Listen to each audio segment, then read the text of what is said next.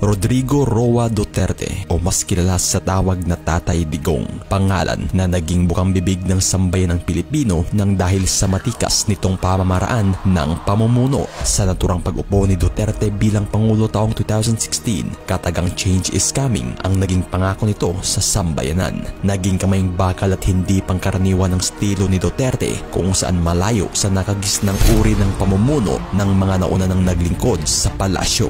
Bagay na siyang kinatatakutan ng iilan, ngunit tinangkilik at binigyang pugay ng karamihan. Taong 2017 nang ilarawan si Duterte sa isang pag-aaral bilang unusual reformist kung saan malayo sa tradisyonal na politiko ang katangiang ipinapakita nito. Bagay na si Duterte lang ang natatanging pangulo na walang pag-alinlangang bumangga sa mga oligarkiya sa bansa na umano'y dekada-dekada nang umaabuso ng dahil sa kanilang malawakang political power. Ilan sa mga binantaan ng pangulo ay ang mga negosyanteng sina Ayala at Pangilinan, pamilyang Lopez na hawak ang ABS-CBN, Lucio Tan na nagmamay-ari ng Philippine Airlines, Mighty Corporation na may 25 billion tax liabilities at marami pang iba. Kaya ngayon ay tatalakayin natin ang kwentong buhay ng binansagang pambansang tatay na si Pangulong Rodrigo Duterte at isa-isahin din natin ang ilan sa mga isinusulong na pagbabago ng kanyang administrasyon na hindi kaanong nais sa publiko.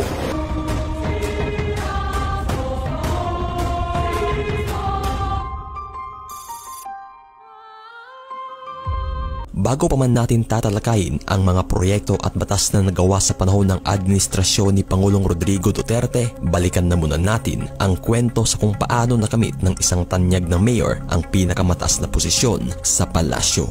Nagsimula ang kwento noong March 28, 1945, araw nang ipinanganak si Rodrigo Duterte sa lungsod ng Maasin, probinsya ng Southern Leyte. Ang kanyang magulang ay kinilalang sina Vicente Gonzales Duterte na isang abogado at inang si Soledad Gonzales Roa na isang guro at civic leader na may lahing Maranao. Ang angkan ng mga Duterte ay kilala ng mga tanyag na politiko na nakabase sa Cebu. Ang ama ni Rodrigo Duterte na si Vicente Duterte ay dati nang naging mayor ng Danau, Cebu taong 1945. Taong 1949 nang lumipat ang pamilyang Duterte sa Davao kung saan dito na nagsilbing gobernador ang ama mula 1959 hanggang 1965 na kalaunan ay naging miyembro ng gabinete ni dating Pangulong Ferdinand Marcos bilang Secretary of Department of General Services. Ngunit ng mga panahong naglingkod sa publiko si Vicente Gonzales Duterte, ang anak naman itong si Rodrigo Duterte ay naging sakit sa ulo nila nang dahil nga ay minsan na itong naging pasaway at may katigasan. 2 beses na na-expelled si Rodrigo sa kanyang secondary year kung saan isa sa paaralang na-expelled siya ay ang Ateneo de Davao University High School nang dahil sa naturang pasaway na asal nito o misconduct. Bagay na ayon nga't 7 taong pabalik-balik si Rodrigo Duterte sa high school hanggang sa tuluyan nga itong nagtapos sa high school department ng Holy Cross College of Digos. At sa pagpasok ni Duterte sa kolehiyo, dito na niya nakahiligan ang patungkol sa politika at kasaysayan kung saan kumuha ito ng Bachelor of Arts and Political Science sa Lyceum of the Philippines University sa Manila. At taong 1968, matagumpay itong nagtapos sa kolehiyo na may Bachelor of Arts degree in Political Science. Ngunit kalaunan, kumuha ng pag-aabogasya si Rodrigo Duterte sa San Beda College of Law at nagtapos ito taong 1972 at sa parehong taon rin ay napasa ni Rodrigo Duterte ang naturang bar examination. At nang maging ganap ng abogado si Rodrigo, dito na siya nagtrabaho bilang professor sa National Police Academy at kalaunan mula 1977 hanggang 1979 naging special counsel ng City Prosecution Office ng Davao City si Duterte. Naging 4th Assistant City Prosecutor naman ito mula 1979 hanggang 1981, 3rd Assistant City Prosecutor mula 1981 hanggang 1983 at 2nd Assistant City Prosecutor mula 1983 hanggang 1986. Taong 1986 nang mangyari ang kauna-unahang People Power Revolution sa Pilipinas na naglayong patalsikin ang rehimeng Marcos na 20 taon nang namumuno sa pamamagitan ng pagdeklara ng martial law. At nang tuluyan ng mapabagsak ang rehimeng Marcos, dito na muling nanumbalik ang demokrasya sa Pilipinas kung saan idineklarang Pangulo si Corazon Aquino. Bagay na kasabay nga nito ay inappoint si Rodrigo Duterte ni Pangulong Cory bilang OIC Vice Mayor ng siyudad ng Davao. At kalaunan nga'y taong 1988 kung saan magaganap ang local election, dito na tumakbo bilang mayor si Duterte sa ilalim ng Lacao Davao banner kung saan tinalo nito ang dating OIC mayor na si Zafero Respecio by a margin of 6,000 votes. Sa naturang pag-upo ni Duterte bilang mayor ng Davao, di maipagkakailang balot ng kaguluhan ng lugar, talamak ang presensya ng mga makaliwa at mismong kriminalidad. Ngunit unti-unting binuhay ni Duterte ang syudad sa pamamagitan ng kamayng bakal na pamumuno kung saan tuluyan nga niyang napanumbalik ang sigla ng Davao. Bagay na 3 terminong kasunod ngang hinawakan ni Duterte ang syudad ng Davao mula 1988 hanggang 1998.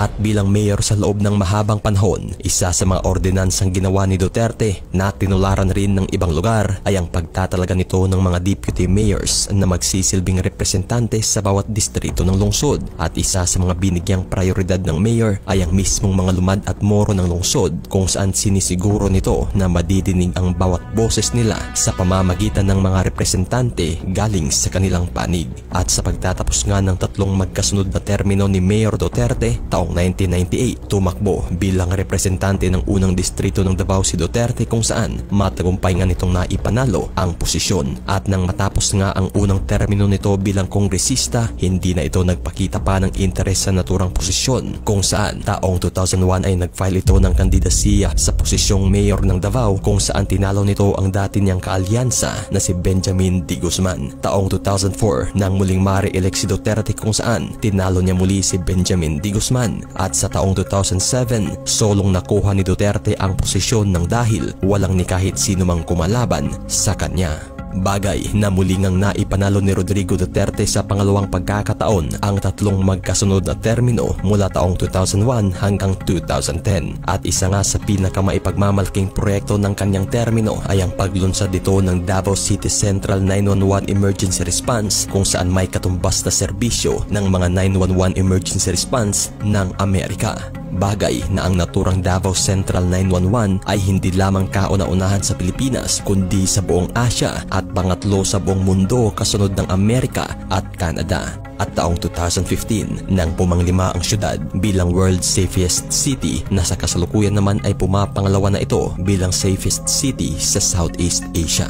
At nang dahil nga sa naturang kamayng bakal na pamumuno ng mga Duterte sa Davao, tiningala nga ito hindi lamang sa kanilang lungsod kundi sa buong bansa. Taong 2016 nang naging bukang bibig na ng sambayanan si Mayor Rodrigo Duterte kung saan hangad ng mga taga-suporta nito ang pagtakbo niya sa national position. Bagamat ilang beses mang tinanggihan ni Duterte ang panawagan ng publiko, tila hindi pa rin ito naging dahilan upang siya'y tantanan ng mga ito.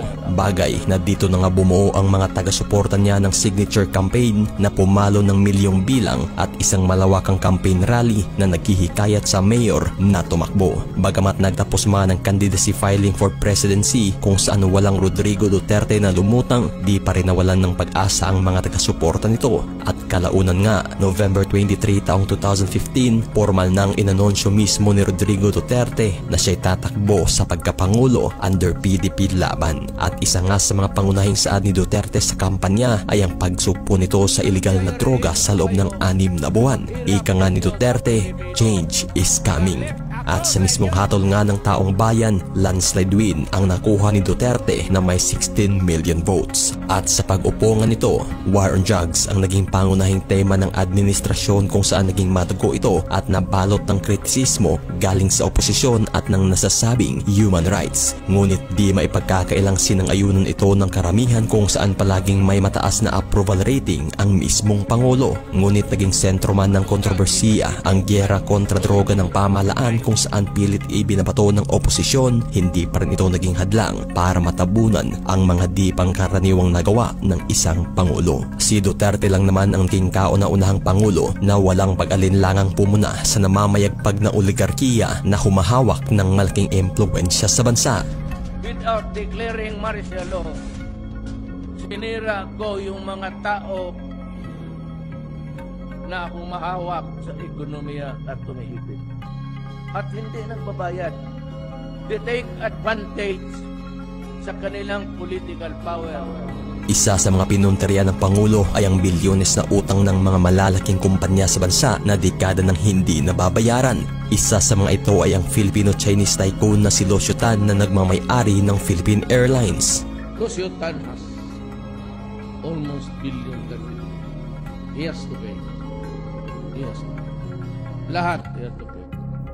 Matapos ngang maisapubliko ni Duterte ang naturang bilyones na utang ng Philippine Airlines na pagmamay-ari ni Lucio Tan, binigyang palugit ng Pangulo ang kumpanya ng 10 araw para bayaran ang pagkakautang. Bagay na binantaan pa itong ipapasara ang mismong airport na ginamit ng PAL kung sakaling di ito mabayaran sa loob ng 10 araw. Bagay na tanging si Duterte lang ang nakagawa ng ganong banta sa kumpanya dahilan sa tila pangalampag nito. Kung kaya't bago pa man sumapit ang ibinigay na palugit ng Pangulo, kaagad ng binayaran ng mismong PAL ang bilyones nitong utang. Bagay na ang pera namang isinauli sa bayan ay siyang ginamit namang pondo sa mga pangunahing proyekto ng administrasyon. Hindi rin nakatakas sa paniningil ng Pangulo ang Mighty Corporation na ayon pat umabot na rin umano ng bilyong-bilyong halaga ang utang ng korporasyon sa pamahalaan. I have directed the Department of Finance and the BIR to accept Mighty Corporation's offer of 25 billion to settle its tax liability. Ang naturang bilyones na halagang ibinayad ng Mighty Corporation ay tumatak bilang pinakamalaking tax settlement sa kasaysayan ng bansa at ang halagang ang nabawi ng pamahalaan ay siyang ginamit para pondohan ang naturang Ormoc Rehabilitation matapos niyanig ng 6.5 magnitude na lindol at ang mismong Marawi Rehabilitation na naging sentro ng digmaan taong 2017. Isa rin sa pamilyang oligarchs na binantaan ng Pangulo ay ang pamilyang Lopez na may hawak ng giant network na ABS-CBN. Say that if they can operate, kung may ano na sila, no, I will not allow them. I will not allow the NTC to grant them the permit to operate. Kung ibigay ninyo yung franchise because it is within your power to do it, go ahead. Alam mo bakit? Unless and until pabayaran ng mga Lopez ang taxes nila.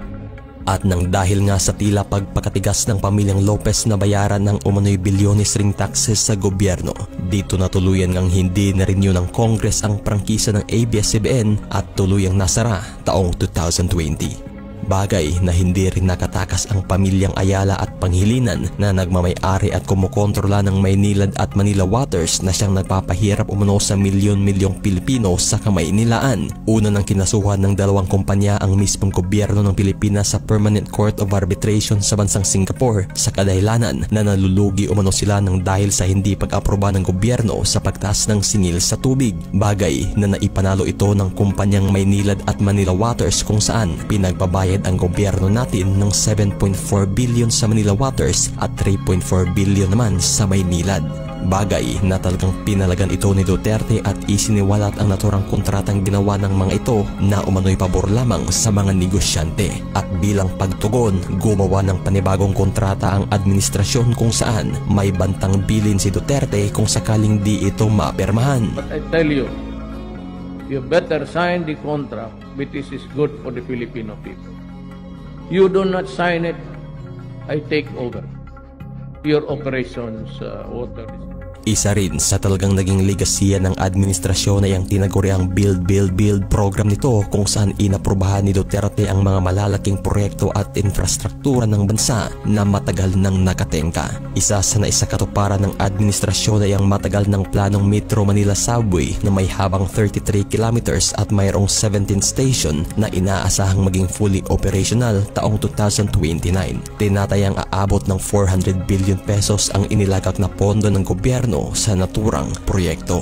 Nasimulan rin sa ilalim ng Build, Build, Build program ng gobyerno ang 147 km na Clark-Calamba Railway na may 36 station na parehong inaasahang maging fully operational taong 2029. Tinatayang aabot naman ng 800 billion pesos ang inilagak na pondo ng gobyerno sa naturang proyektong ito. Bagay na ilan lamang ito sa mga napakarami at malalaking nagawang proyekto ng administrasyon na magbibigay ng kaginhawaan hindi man sa ngayon ngunit tiyak para sa susunod na henerasyon.